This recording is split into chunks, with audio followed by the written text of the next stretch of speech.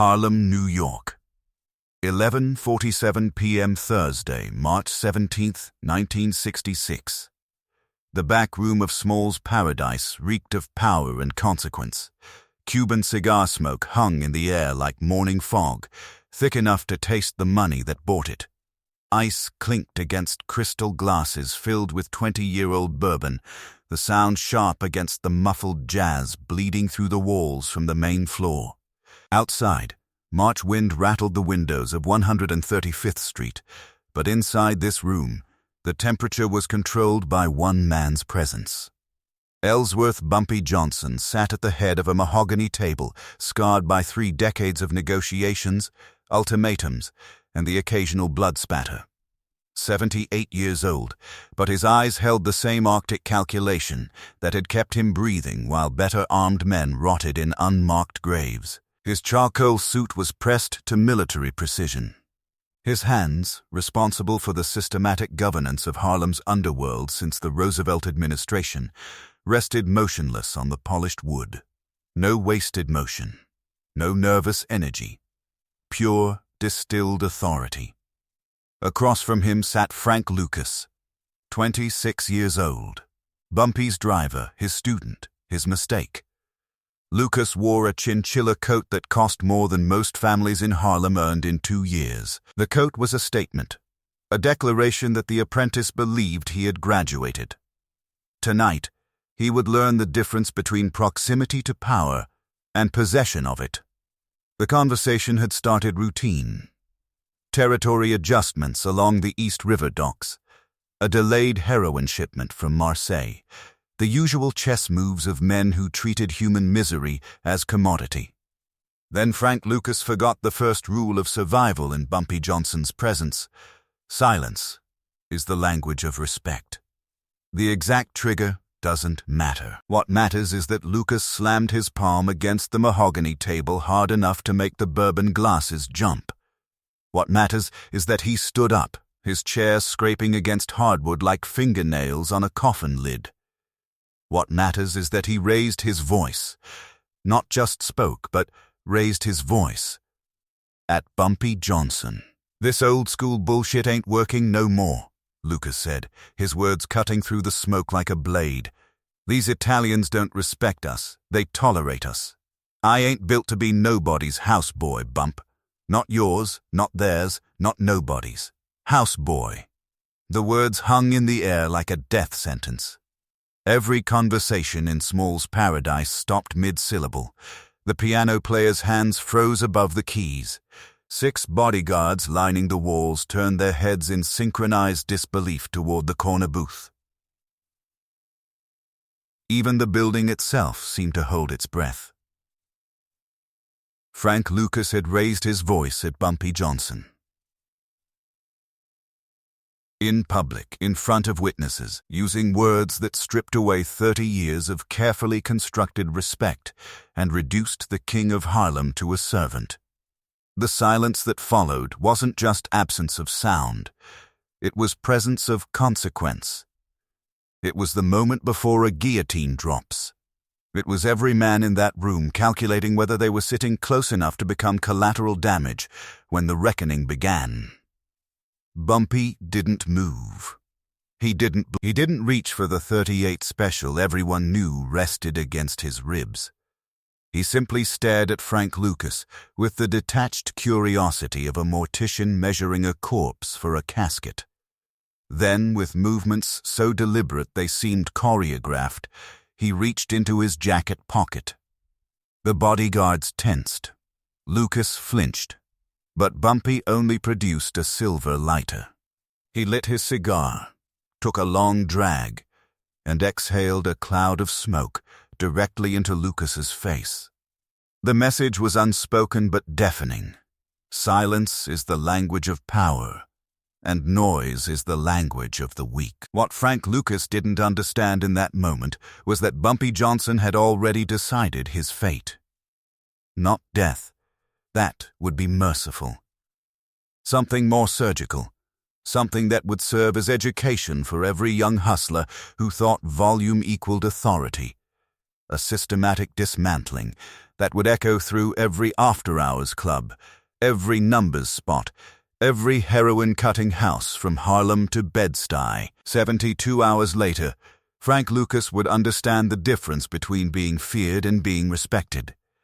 He would learn that real power doesn't announce itself. It simply is. And he would discover that the most expensive lesson in the underworld is the one that teaches you to whisper. The story of how Frank Lucas nearly lost everything is a warning that history has tried to hide. If you enjoy these deep dives into the underworld, you can support the channel by buying me a coffee using the link in the description. Your support keeps these investigations alive. Now, let's go back to March 18, 1966, and trace exactly how a raised voice became a masterclass in systematic humiliation. Harlem in March 1966 existed as two incompatible realities, occupying the same 20 square blocks. During daylight hours, Malcolm X Boulevard filled with protesters carrying signs demanding integration and justice, their voices rising in unified chants that echoed off brownstone facades. College students from City University marched alongside church mothers, their footsteps marking a rhythm of change that felt both inevitable and terrifying. But when darkness fell and those same streets emptied of righteous anger, a different kind of order took control. The negotiations happened in back rooms where Italian families from downtown met with Harlem's established operators to discuss territories, percentages, and the new opportunities created by American soldiers returning from Southeast Asia with habits that required feeding. Vietnam had opened pipelines that made prohibition look like a church bake sale, and everyone with vision understood that fortunes were being built in real time. Ellsworth Bumpy Johnson navigated both worlds with surgical precision. To the families struggling on 125th Street, he was infrastructure made flesh. The man who appeared when rent came due and eviction notices arrived, delivering envelopes of cash with no expectation of repayment. When disputes erupted between neighbors over territory or disrespect, disputes the police would ignore or exploit, Bumpy settled them with words that carried more weight than any judge's gavel. He was the firewall between survival and destitution, maintaining order not through the erratic violence of a thug, but through the terrifying consistency of a king. You didn't fear Bumpy Johnson because he was unpredictable. You feared him because he was always right. The old women called him Mr. Johnson. The young men studied his movements like scripture. Frank Lucas had arrived from North Carolina in 1961 with nothing but ambition and a willingness to do whatever survival required. Bumpy had seen something useful in the hungry 21-year-old and hired him as a driver, the lowest position in the hierarchy, but one that offered proximity to power. For 5 years, Lucas absorbed everything like a sponge, soaking up blood. He learned how Bumpy negotiated with Italian suppliers, never accepting the first offer but never insulting them with unreasonable counters. He watched how Bumpy handled internal disputes, settling them privately before they became public embarrassments. He evolved from driver to enforcer, handling collections and delivering messages that required physical emphasis. By 1966, he had become a trusted lieutenant, sitting in rooms where decisions worth millions were made with handshakes and subtle nods. But proximity to power had poisoned Lucas with dangerous confidence. He began interpreting his presence at important meetings as evidence of equality rather than apprenticeship. The fundamental disagreement crystallized around supply chains.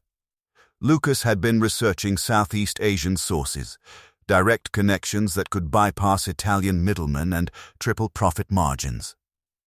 He had numbers, projections, contacts willing to deal. The returning GIs brought stories of pure heroin flowing from Golden Triangle poppy fields like water from a broken dam. To Lucas, this represented evolution. To Bumpy, it represented dangerous disruption of carefully maintained relationships. When Bumpy exercised caution in dealings with Italian families, Lucas saw weakness. When Bumpy refused to expand too quickly into uncharted territories, Lucas saw missed opportunities. The friction had been building for months, metal grinding against metal, waiting for the inevitable spark. That spark landed Thursday night at Small's Paradise. The argument wasn't new. But this time, Lucas didn't back down when Bumpy dismissed the Southeast Asian plan with a wave of his hand.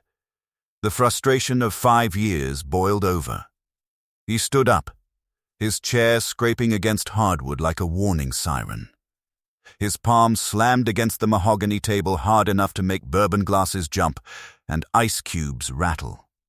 His voice, which should have remained respectfully low, rose to a level that carried through the entire back room like a death sentence being pronounced. This old-school bullshit ain't working no more.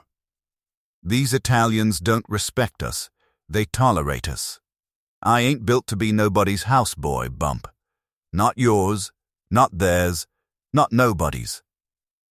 Houseboy. The phrase hit the room like a grenade, and 30 years of established hierarchy evaporated in a single heartbeat. Every conversation stopped. The bodyguard nearest the door looked away first, his eyes finding the floor as if the confrontation was too painful to witness. Another guard reached instinctively for the weapon under his jacket before catching himself. 2 men at a side table calculating policy numbers froze with pencils hovering over paper, already calculating exit routes. The silence that followed wasn't absence of sound, but presence of judgment. Frank Lucas stormed out, his footsteps too loud, too aggressive. He didn't see the numbers runner in the corner booth reach for the telephone. By sunrise, every operator in Harlem would know that Frank Lucas had raised his voice at Bumpy Johnson, and the predators were already circling. Friday morning broke over Harlem with the gray, metallic indifference of a prison door slamming shut. At 8:00 a.m., Frank Lucas woke to the sound of zippers closing and suitcase latches snapping into place. Mechanical sounds that announced the first casualty in his war against silence. His girlfriend moved with the jerky efficiency of someone who had already made an irreversible decision. The conversation was surgical in its brevity. A job offer in Philadelphia had arrived via phone call 10 minutes earlier, delivered by one of Bumpy's associates with the polite formality reserved for non-negotiable arrangements. Executive secretary position at a legitimate import business, triple her current salary, apartment provided, start date, Monday. She didn't meet his eyes when she explained it wasn't personal, but they both understood the mathematics of survival in Bumpy Johnson's ecosystem. You don't refuse opportunities that arrive with his fingerprints on them. By 8:15, she was gone, and Lucas sat alone in an apartment that suddenly felt like a mausoleum, understanding for the first time that Bumpy wasn't going to send shooters to kick down his door. He was going to strip away the infrastructure of Lucas's life until nothing remained but the cold reality of his mistake. What Lucas couldn't grasp yet was that he was experiencing a philosophy Bumpy had perfected over 3 decades. A systematic approach to power that made traditional violence look primitive and wasteful. In 1938, a numbers operator named Calvin Smooth Peters had tried expanding into Bumpy's territory on Lenox Avenue, running independent policy banks and skimming profits that belonged elsewhere. The expected response would have been bullets, broken bones, public displays of dominance designed to send messages through pain. Instead, Bumpy deployed something far more devastating. He simply stopped acknowledging Smooth's existence. When Smooth entered rooms where business was conducted, Bumpy looked through him like he was made of glass. When Smooth tried speaking at meetings, Bumpy continued conversations as if no one had interrupted, creating a void where a man should have been. The psychological effect proved more destructive than any physical assault. Within 6 weeks, Smooth's own crew began questioning whether they were backing a man or a ghost, unwilling to follow someone their world had decided didn't exist. By October, Smooth Peters had fled Harlem entirely. not because he was forced out through violence, but because he had been erased through indifference, deleted from the narrative of power like a mistake in a ledger. 13 years later, Police Captain Robert Hendricks made the catastrophic error of summoning Bumpy to a private meeting above a barber shop on 135th Street. Hendricks arrived with the confidence his badge provided, laying out demands for protection money, with the crude directness of a man who confused authority with power. For 2 hours, he outlined his terms, his percentages, his threats of raids and arrests, if cooperation wasn't forthcoming. For 2 hours, Bumpy sat in complete silence, hands folded on the scarred wooden table, eyes fixed on the captain with the detached curiosity of a mortician measuring a corpse for a casket. He never agreed. He never refused. He never spoke a single word. The silence became its own form of psychological warfare, each passing minute amplifying Hendricks' discomfort, until confident demands devolved into nervous suggestions and finally desperate pleas. By the time the captain left, he had lowered his demands by 70% and looked like a man who had aged a decade in a single afternoon. He never returned to collect even the reduced tribute. The most instructive lesson came in 1959, when a 23-year-old enforcer named Deshaun Mitchell challenged Bumpy publicly at the Red Rooster, accusing him of being too soft on Italian families, too willing to negotiate when he should dominate. The room waited for violence, for the inevitable example that would be carved into Mitchell's flesh as a warning to others. Instead, Bumpy arranged for Deshaun's mother's rent to be paid for an entire year. Anonymously at first, then with deliberate leaks ensuring everyone knew the source. The gesture was surgical in its cruelty, turning Deshaun's own mother into evidence of his impotence, proof that he couldn't even provide for his family without Bumpy's charity. The shame drove Deshaun out of Harlem within 3 months, not because he was physically threatened, but because he couldn't survive the weight of public humiliation. By 10:15 Friday morning, Lucas discovered the same machinery being deployed against him as he walked through what had become a graveyard of his own influence. His first collection spot, a bodega on Lenox Avenue that usually held $3,000 in a cigar box behind the counter, yielded nothing but apologetic confusion. The money wasn't there, because Lucas no longer existed in the collection chain. The shop owner, a man who had handed over policy receipts twice weekly for 4 years, didn't look up from sweeping the floor as he murmured that accounts had been reorganized overnight. Other lieutenants had arrived an hour earlier with new instructions, directly authorized by the main office. Lucas drove to 3 more spots along Amsterdam Avenue. The story was identical at each location. His routes had been restructured without his knowledge, his entire network of income streams redirected around him like water flowing around a stone. At 12:30 p.m., the social erasure began in earnest. Lucas walked into the Red Rooster expecting his usual corner table near the front window, the seat that had signaled his rising status to everyone entering the room for 3 years. The hostess, usually obsequious and smiling, blocked his path with a face made of stone. The table was unavailable indefinitely, she announced with bureaucratic finality. No explanation offered, no alternative suggested, just the polite deletion of his established presence. The table sat empty in the center of the dining room, a reserved sign placed prominently upon it like a monument to the ghost Frank Lucas was becoming. He wasn't being barred from the restaurant, he was being denied his place within its hierarchy, erased from the social architecture that defined power in their world. The systematic isolation operated through the simple withdrawal of acknowledgement, and it was more terrifying than any direct threat, because it suggested Lucas was already dead. The world just hadn't finished burying him yet. There were no confrontations, no warnings, no opportunities for negotiation. Just absence. Calls went unanswered. Faces that once nodded in recognition now looked through him. Bumpy's network wasn't attacking Lucas, it was withdrawing from him, which in their ecosystem was far more dangerous than open warfare. At 2:47 p.m., Lucas returned to his Lincoln Continental parked on 135th Street to find a single piece of paper tucked under the windshield wiper. His hand trembled slightly as he unfolded it, expecting a threat or ultimatum. Instead, he found something more chilling, a precise typewritten log of his coordinates for the past 6 hours. 8:02 a.m. apartment exit. 10:15 a.m. Lennox Bodega. 11:20 a.m. Amsterdam Barbershop. 12:30 p.m. Red Rooster.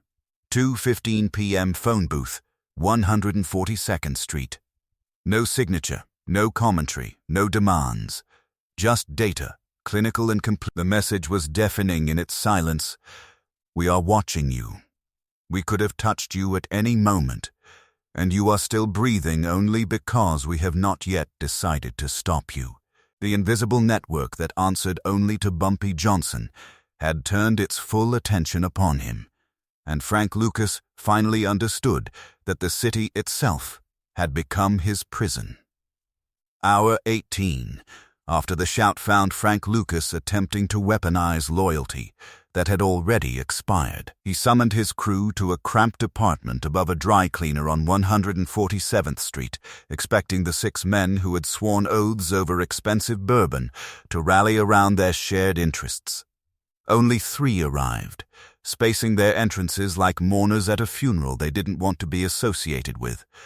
They stood near the door rather than sitting, kept their coats on, avoided his eyes with the practiced precision of men who understood survival. When Lucas outlined plans for independent operations and riding out Bumpy's displeasure, the silence felt like dirt being shoveled onto a coffin. "We respect you, Frank," one mumbled, staring at his boots. "But nobody goes against Mr. Johnson. Not in this lifetime." The meeting dissolved in 20 minutes, each man departing with the haunted expression of someone who had just attended his own wake. Lucas realized that loyalty in Harlem had an expiration date, and his had passed the moment he raised his voice. Desperation demanded action even when wisdom counseled stillness.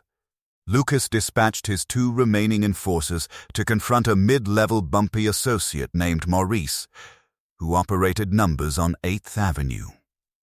The instructions were straightforward: demand explanations, assert continued authority, make consequences clear.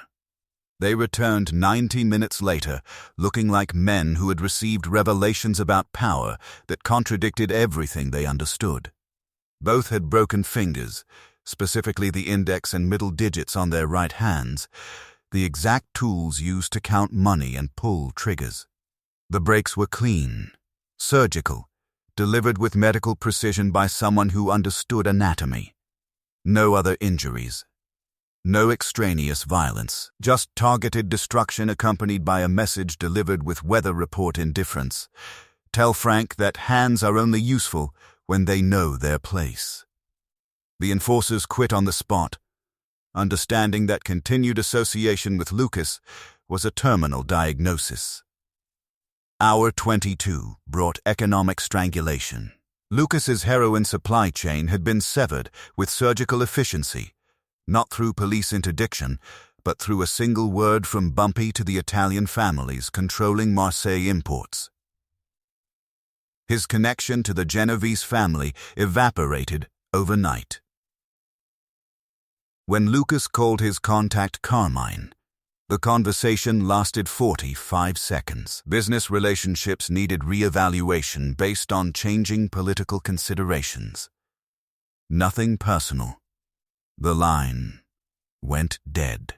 In the narcotics trade, access was everything, and Lucas had just discovered his had been revoked by forces beyond negotiation. The psychological warfare escalated when Lucas returned to his penthouse. No signs of forced entry, no broken locks. The apartment was exactly as he left it, except for the $12,000 chinchilla coat from the Smalls Paradise confrontation, now shredded to ribbons on his bed. The destruction was methodical, each cut precise, transforming luxury into garbage with ritual deliberation. A handwritten note rested atop the ruins. Clothes make the man. What are you without them? The violation shook him more than physical threats could.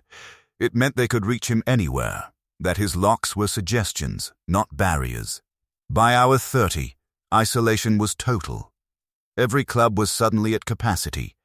Every policy spot manager was indefinitely unavailable. Every numbers bank had lost his records. The ecosystem of Harlem had turned against him with immune system precision. The paranoia fractured his composure as he realized he wasn't fighting a man, but the city itself. Desperate, Lucas attempted an end run, contacting Italian supplier Vinny Gigante directly from a Bronx payphone. Vinny listened politely as Lucas proposed direct partnership. "Frank, you sound tired. Go home." 10 minutes later, Lucas's pager vibrated with the exact timestamp of his call. Even the Italians reported him immediately. Hour 36 brought the final message. A package arrived containing a single chess piece, a black pawn lying on its side. Not a king, implying war between equals, but a pawn, the most expendable piece, knocked over, signaling surrender. The game was over. Lucas had been outmaneuvered without Bumpy ever raising a hand. Now the only question was whether the King of Harlem intended to clear the board entirely or reset the pieces for one final lesson. By Saturday evening, the arithmetic of Frank Lucas's situation could no longer be distorted by pride or wishful calculation. The weight of inevitability pressed against him like a fever finally breaking, revealing the brutal mathematics of his predicament with crystalline clarity. Force was useless without soldiers who had already abandoned him.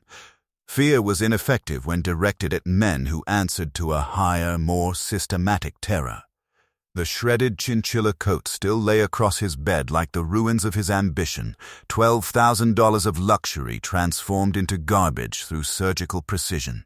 Alone in his penthouse, watching Harlem's lights flicker to life below, each illuminated window representing territory he no longer controlled, connections he no longer possessed, respect he had incinerated with a single outburst, Lucas finally understood what men throughout history learned too.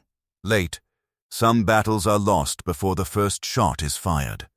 The systematic isolation had accomplished what bullets never could, stripping away the armor of his ego until only the vulnerable flesh of reality remained.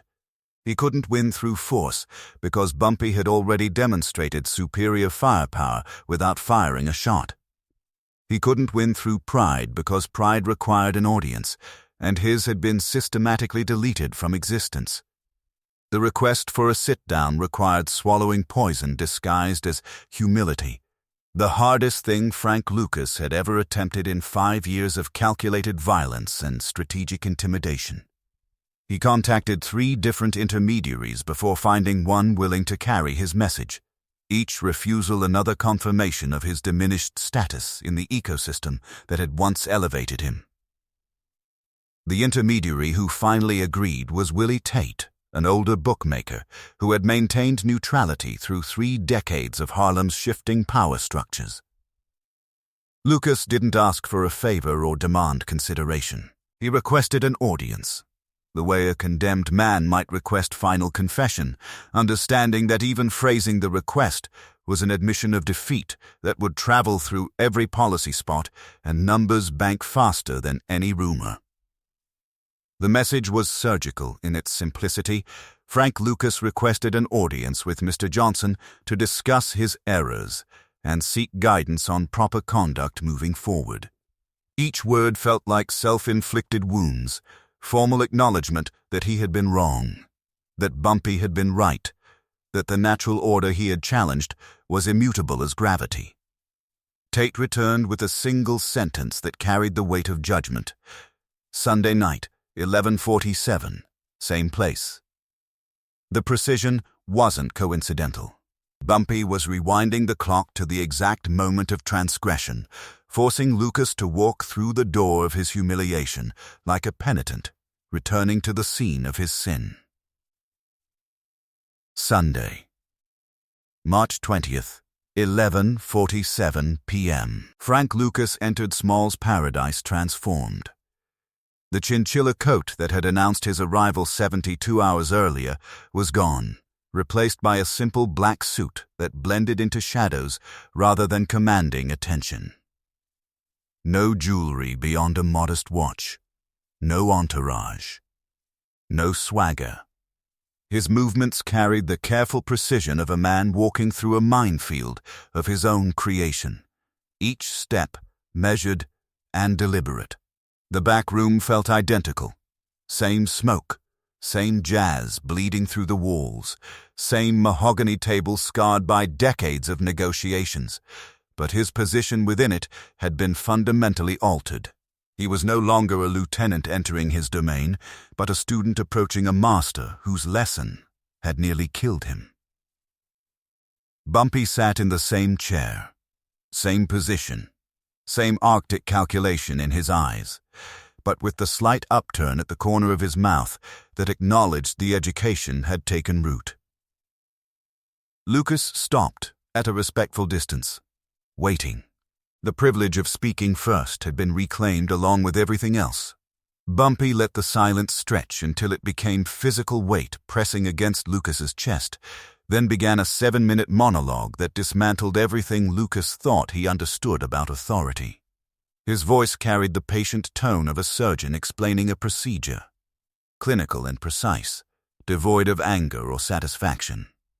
"Volume is what weak men use when they've run out of substance," he began, each word landing with the finality of a judge's gavel. "Every time you raise your voice, you're admitting you've lost control of the situation, lost control of yourself, lost the respect that real power requires. Loud men are remembered for being loud. Quiet men are remembered for being right." He dissected the architecture of authority with prosecutorial precision, explaining how Lucas's outburst hadn't just disrespected him personally, but had violated the fundamental principles that kept their entire ecosystem functioning. You thought proximity to power meant you possessed it. You thought sitting at this table made you my equal. But power isn't transferred through geography, Frank. It's earned through understanding when to speak, and more importantly, when silence says everything that needs saying. A man who truly runs things doesn't need to shout to be heard. The city listens for his whisper. The revelation arrived like a blade between the ribs, reframing the entire 72-hour nightmare. Bumpy had orchestrated everything: the isolation, the economic strangulation, the psychological pressure. Not as punishment, but as education.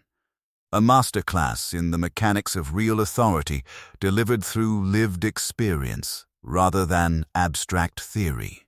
"I could have had you killed Thursday night," Bumpy continued, his tone suggesting he was discussing weather patterns rather than murder. "One phone call, and you disappear into the East River wearing concrete shoes like every other loudmouth who forgot his place. But killing you would have been wasteful. You have potential, Frank. You're smart, ambitious, willing to see opportunities others miss. Your only problem is you confused ambition with wisdom, confused wanting power with understanding how to wield it. So, instead of ending you, I decided to teach you." The test arrived wrapped in ultimatum. Bumpy slid a manila folder across the table containing photographs and intelligence on Raymond Cruz, a 23-year-old Brooklyn dealer, making ambitious statements about Harlem expansion. "You have 72 hours to handle this situation. But you don't touch him. You don't threaten him. You don't raise your voice or send in forces. You use exactly what I've taught you this weekend. Show me you learn the lesson, or the next education will be permanent." The final words landed with prophetic weight. "If you ever raise your voice at me again, Frank, they won't find enough of you to fill a shoebox." As Lucas left Small's Paradise, stepping back onto 135th Street with the folder heavy in his hands, he understood with terrifying clarity that he wasn't receiving forgiveness. He was receiving probation, a temporary reprieve contingent on perfect execution of lessons, learned through systematic humiliation.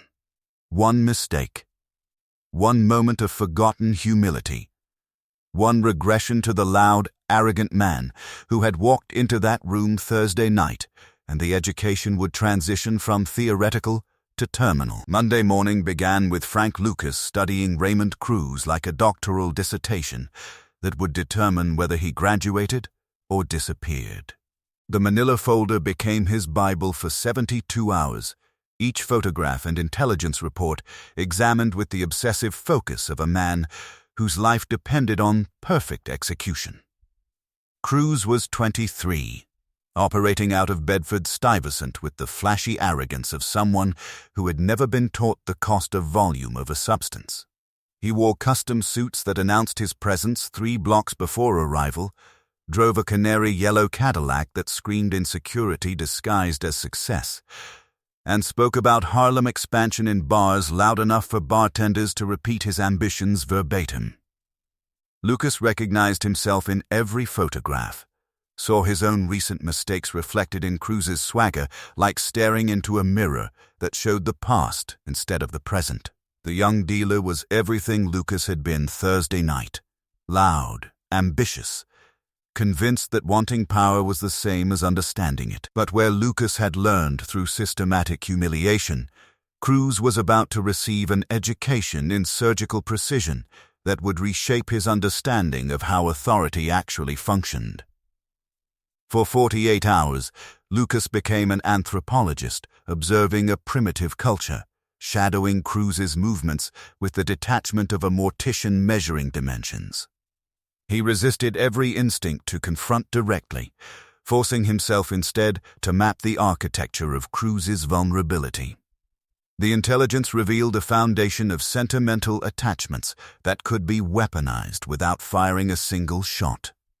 There was Marcus, the younger brother enrolled at Columbia University on partial scholarship, completely unaware his tuition gap was being filled by heroin profits.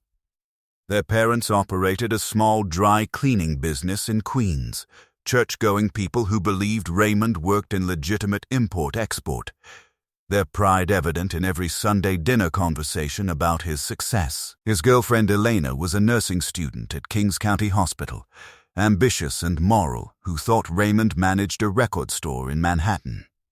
Each relationship represented a pillar holding up Cruz's carefully constructed fiction of legitimacy, and Lucas understood that threatening those pillars would accomplish nothing. Demonstration was the lesson Bumpy had beaten into him, not destruction. The dismantling began Wednesday morning with surgical precision that would have impressed a Swiss watchmaker. At 9:00 a.m., an anonymous cashier's check for $3,000 arrived at Columbia's bursar office, covering Marcus's remaining tuition for the academic year, with a note indicating the payment came from a friend of Raymond's who values education. The transaction was untraceable, generous, and terrifying in its implications for anyone capable of reading between the lines. At 11:00 a.m., a lavish floral arrangement appeared at the Cruz family dry cleaners with a card reading "Congratulations on your success" from Raymond's business associates. The flowers were expensive enough to signal serious money, specific enough to indicate detailed knowledge of family operations, and public enough that neighbors would ask questions about what kind of business associates sent arrangements that elaborate.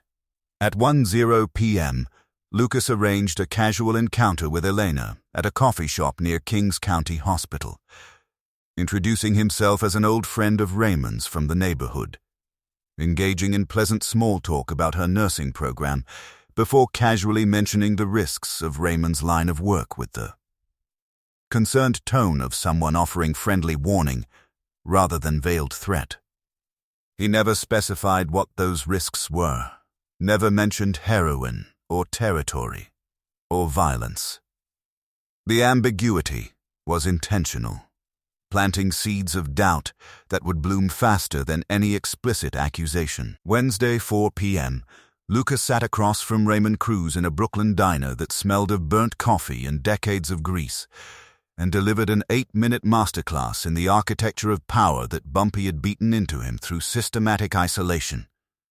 Cruz arrived expecting confrontation, his body language aggressive, his voice already rising with defensive justifications about Brooklyn being open territory. Lucas never matched his volume, never took the bait, simply waited for the noise to exhaust itself before sliding a manila folder across the cracked formica table.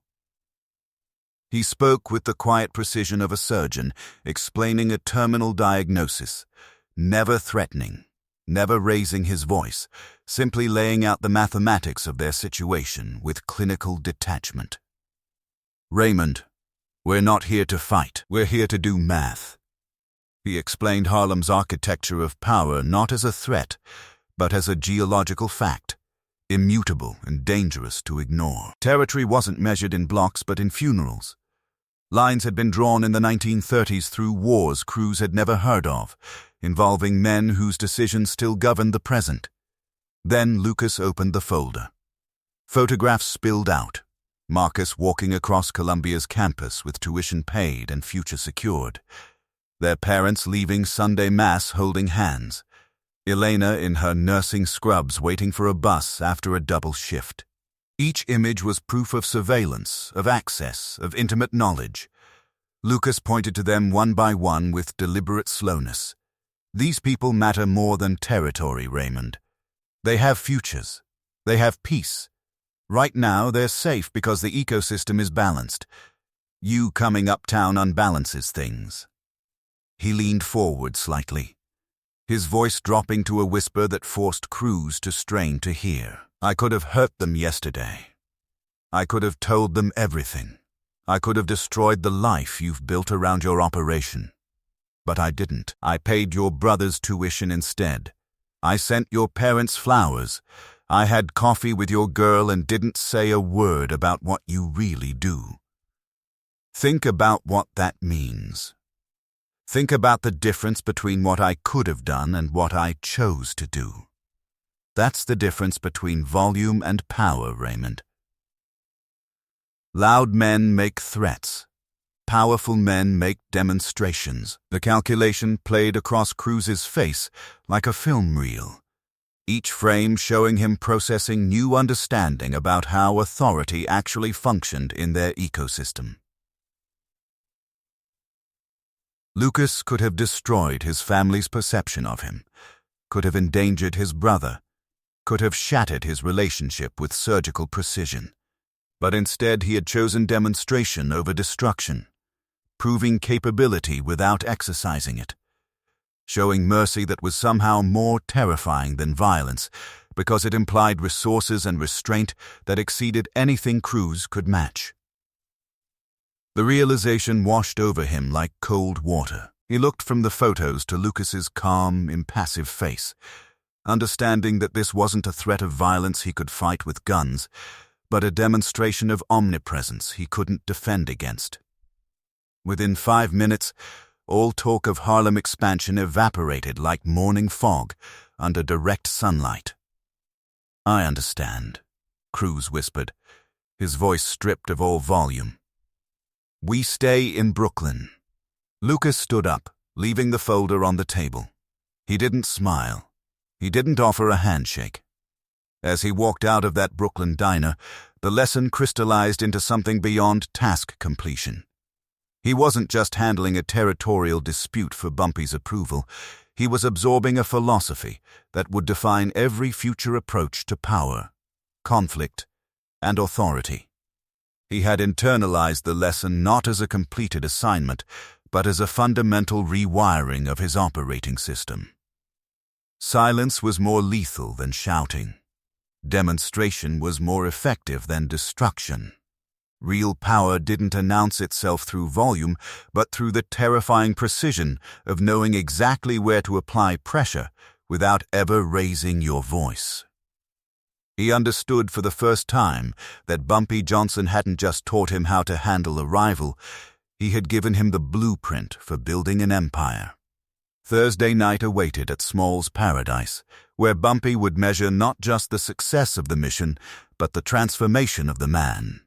The test results would determine whether Frank Lucas had graduated from student to something more dangerous, or whether the past 72 hours had been merely prologue to a more permanent lesson about the cost of forgotten humility. The silence Lucas left behind in that Brooklyn diner was heavier than any shout could have been. And now, only the final judgment remained. Thursday, March 24th, 11:47 p.m., Frank Lucas walked back into Small's Paradise, carrying the weight of transformation rather than the burden of failure. The same mahogany table scarred by decades of negotiations, the same Cuban cigar smoke hanging in the air like morning fog, the same man sitting at the head of it all with Arctic calculation in his eyes. But the person approaching that table was fundamentally different from the one who had stormed out 6 days earlier. Lucas delivered his report with clinical efficiency, explaining how Raymond Cruz had withdrawn all Harlem expansion plans without a single threat issued or punch thrown. The Brooklyn dealer had understood the architecture of power through demonstration rather than destruction, exactly as Bumpy had taught through systematic isolation. When Lucas finished, silence filled the room like water rising in a sealed chamber. Then Bumpy Johnson nodded once. A single downward movement of his head that carried more weight than any speech, and spoke the entire verdict in one word. Good. Lucas was reinstated that night, but he returned to the ecosystem molecularly altered, the volume surgically removed from his persona, replaced by something quieter, more observant, infinitely more dangerous in its restraint. The transformation manifested over the next 2 years through snapshots of applied philosophy that would have been impossible before his education in systematic humiliation.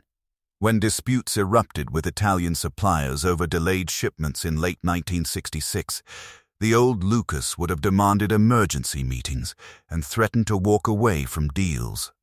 The new Lucas deployed strategic patience that would have made his teacher proud, sitting through 4-hour negotiations without raising his voice once, letting Genevieve's family representatives exhaust themselves with demands before calmly presenting counteroffers that split differences without surrendering essential ground.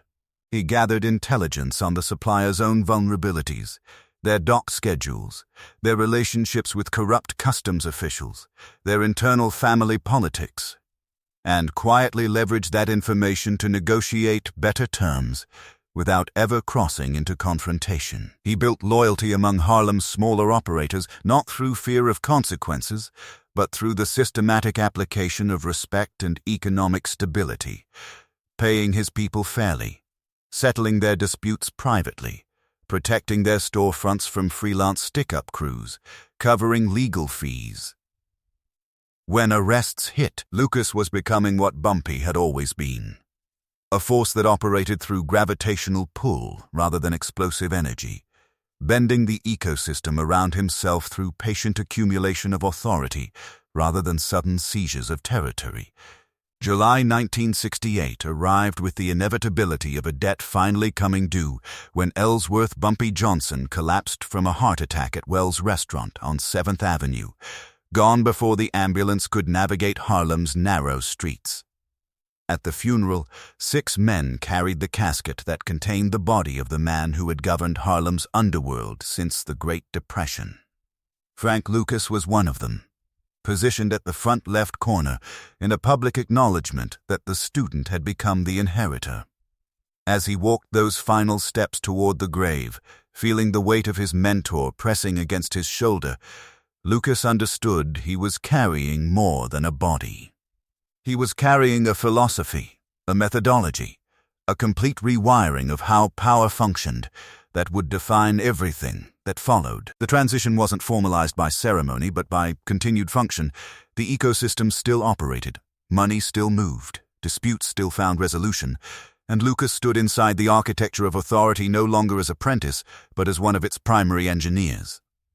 The bitter irony crystallized over the next 7 years as Lucas took Bumpy's most crucial lesson about silence and applied it to the very strategy that had originally caused their rift, cutting out Italian middlemen to source heroin directly from Southeast Asia. But where he had approached it with loud arrogance in 1966, demanding immediate revolution, he now executed the plan with terrifying patience and military precision that would have made his teacher proud.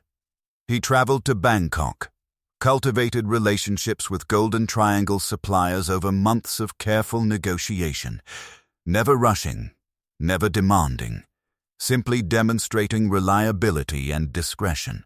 He developed what became known as the cadaver connection, smuggling pure heroin in the coffins of American servicemen returning from Vietnam, a method so audacious in its simplicity that it operated undetected for years.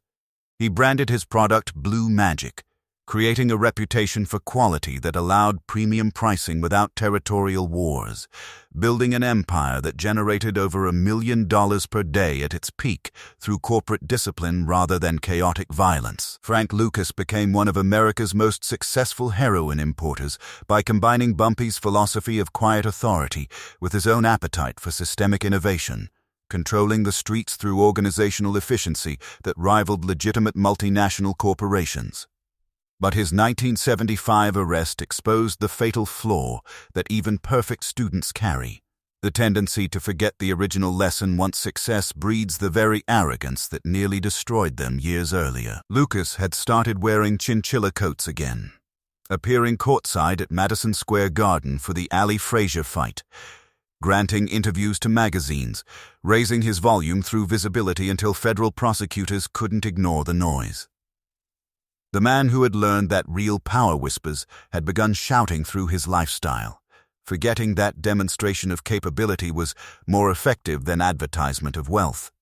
Present-day reflections from surviving figures paint the night Frank raised his voice as mythology, a turning point in Harlem's power structure that gets retold with religious reverence. Nicky Barnes, who ran parallel operations in the Bronx during Lucas's peak years, remembered it as the week Frank Lucas died and came back different. Like he'd seen something on the other side that changed how he moved through the world. Samuel Washington, a retired numbers runner who witnessed the original confrontation, described the transformation more directly. Before that week, Frank was loud. After that week, Frank whispered, and somehow that was scarier. You listened harder to whispers because you knew they cost something to earn. The consensus among survivors was unanimous. Whatever happened in those 6 days between the shout and the reinstatement had transformed Lucas from a talented enforcer into something approaching Bumpy's caliber, at least temporarily, before success and ego eroded the lessons that systematic isolation had beaten into his marrow. The final lesson crystallizes with prosecutorial clarity across the decades, separating that March night from the present. In the Underworld, volume is the language of the desperate, deployed by men who have exhausted substance and resort to noise as a substitute for authority. Silence is the language of power, the ability to make the city lean forward to hear your whisper because everyone understands that quiet men are the ones who actually control things. The most expensive education comes from forgetting which language you should speak, from allowing success to convince you that the rules no longer apply, that you've graduated beyond the fundamental principles that built your empire in the first place. Frank Lucas learned this lesson twice. Once in March 1966 when Bumpy Johnson systematically destroyed and rebuilt him, and again in 1975 when federal prosecutors did what Bumpy never had to do. They raised their voices, publicly, with indictments and evidence and courtroom theater, because Lucas had forgotten that real power doesn't announce itself. The story closes with a haunting question that has no answer, but demands contemplation. What if Frank Lucas had never raised his voice that March night in Small's paradise? Would Bumpy Johnson have lived to see his prot build an empire that dwarfed anything Harlem had produced? Or would the heart attack have claimed him regardless of internal stress? Would Lucas have avoided the mistakes that led to his downfall if he'd never received that brutal education in silence and restraint? Or was the very ambition that made him successful also the arrogance that guaranteed his destruction? Some lessons cost everything to learn, requiring complete ego death and systematic humiliation to rewire decades of wrong thinking. The most valuable lesson Frank Lucas ever received, that silence is more lethal than shouting, that demonstration trumps destruction, that real authority operates in frequencies below human hearing, came at the price of 3 days in hell and a lifetime spent navigating the thin line between whispered control and the fatal temptation to be heard. He carried that lesson for 7 years, built an empire on its foundation, then forgot it the moment success convinced him he'd transcended the rules that governed lesser men. In the end, the night Frank Lucas raised his voice at Bumpy Johnson wasn't just a story about disrespect and consequence. It was a parable about the nature of power itself, carved into Harlem's history as a warning that the moment you start shouting is the moment you've already lost everything that silence had built.